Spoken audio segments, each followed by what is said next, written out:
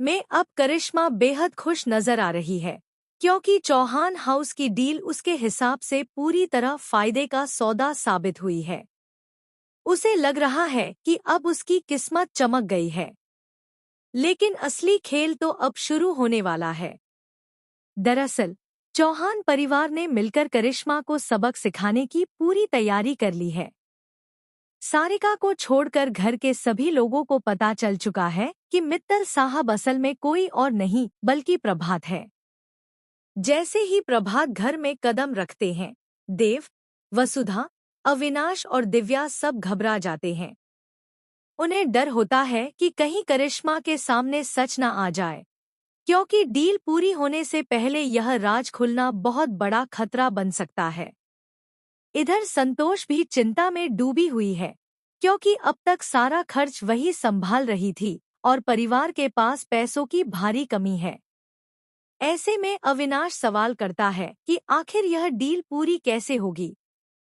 लेकिन देव भरोसा दिलाता है कि जैसे अब तक हर मुश्किल पार की है, वैसे ही पैसों का इंतजाम भी हो जाएगा। फिर कहानी में आता है सबसे बड़ा इमोशनल मोड। जब प्रभात चंद्रिका के बारे में पूछते हैं, तो करिश्मा बताती है कि वह सर्वेंट क्वार्टर में रह रही है। इसके बाद प्रभात चंद्रिका से मिलने पहुंचते हैं।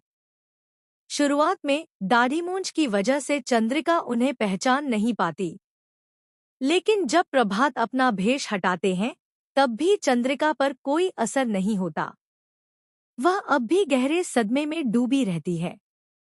यह देखकर प्रभात पूरी तरह टूट जाते हैं, क्योंकि सभी को उम्मीद थी कि अपने पति को देखते ही चंद्रिका सदमे से बाहर आ जाएगी और खुशी से उन्हें गले लगा लेगी।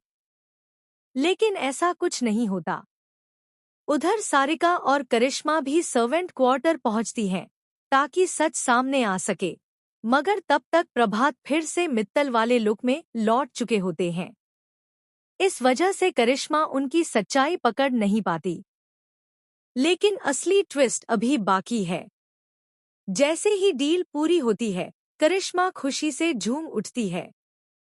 उसे लगता है कि अब चौहान परिवार सड़क पर आ जाएगा और उसने बड़ी जीत हासिल कर ली है। तभी अचानक सब कुछ बदल जाता है। चंद्रिका सदमे से बाहर आ जाती है और सबके सामने डील के पेपर्स फाड़ देती है।